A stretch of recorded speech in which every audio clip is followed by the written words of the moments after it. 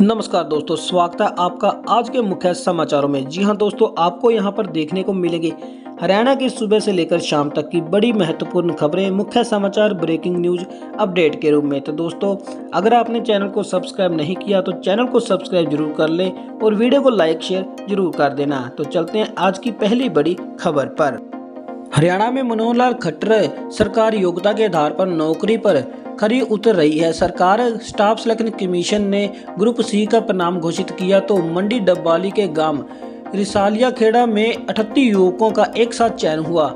इस सिलेक्शन को लेकर गांव में खुशी का माहौल है। रिसालिया खेड़ा में सरकार ने बिना पर्ची के युवाओं को रोजगार देने का वादा किया था। अब ग्रुप सी का परिणाम आया तो यह बात साफ हो गई।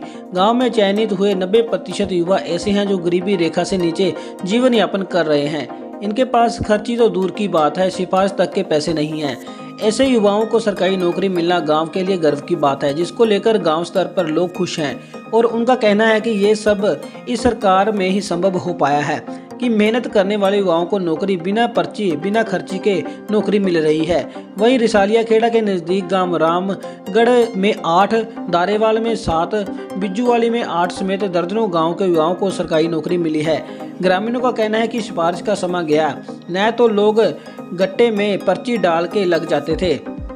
आज भी वो समय होता तो योग्यता का नंबर नहीं आना था। हरियाणा में छोरे हो या फिर छोरियां, कोई भी किसी से कम नहीं है। खेल में दोनों ही प्रदेश का नाम रोशन करते हैं।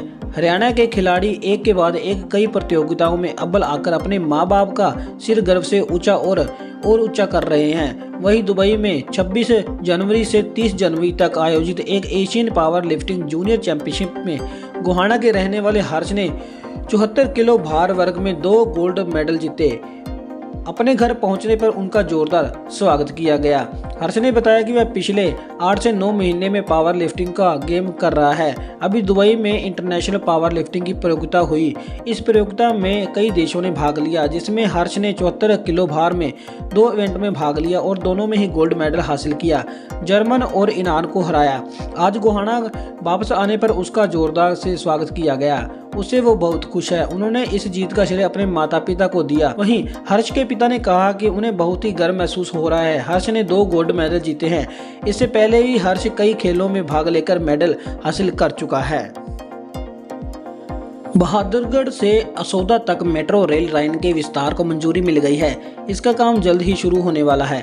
ये जानकारी बुधवार को रोहतक लोकसभा क्षेत्र से सांसद अरविंद शर्मा ने दी।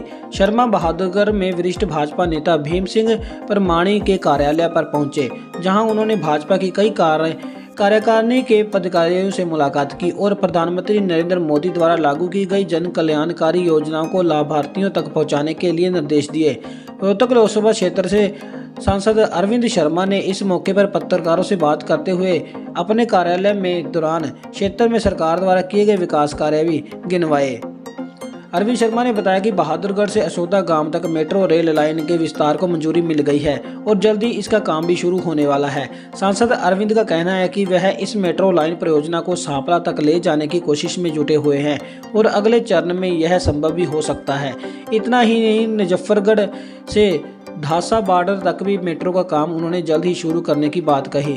इसके साथ ही उन्होंने यह भी बताया कि रोहतक लोकसभा क्षेत्र में केंद्र सरकार की बहुत सारी योजनाएं सीधी लाभार्थियों तक पहुंच रही हैं और बहादुरगढ़ मेट्रो स्टेशन तक पुनर्निर्माण का कार्य भी जोरों से चल रहा है।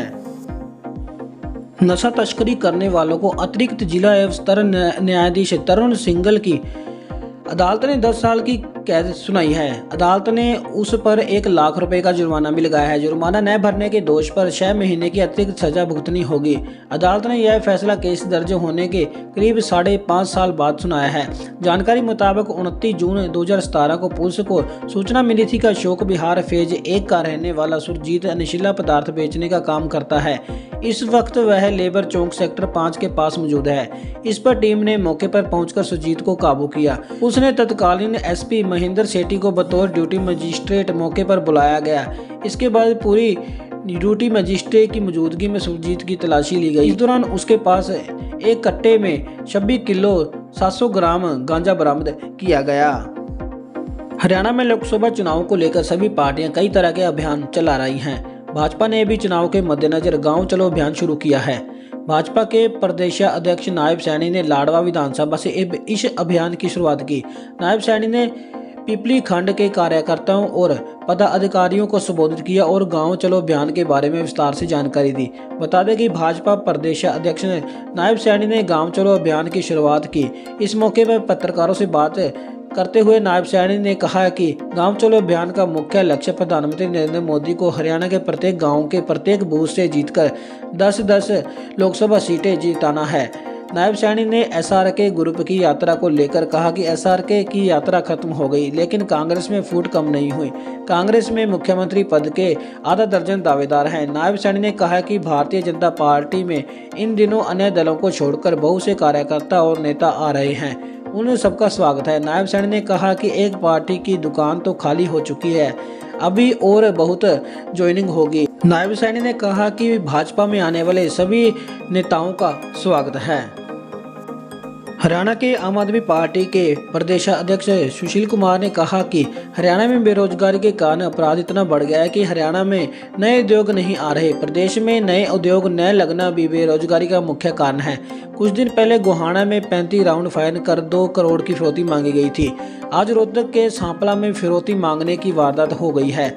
मैं खट्टर सरकार से पूछना चाहता हूं कि हरियाणा में कब तक गोलियां चलती रहेंगी और यहां के व्यापारियों डर के भागते हुए रहेंगे।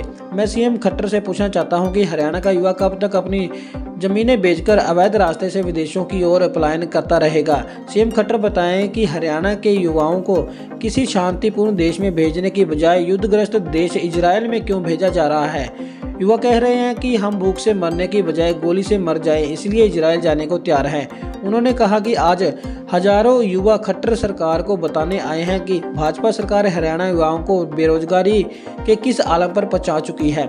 अब हरियाणा का युवा इस भ्रष्टाचारी सरकार को जड़ से उखाड़ने का काम करने को तैयार है।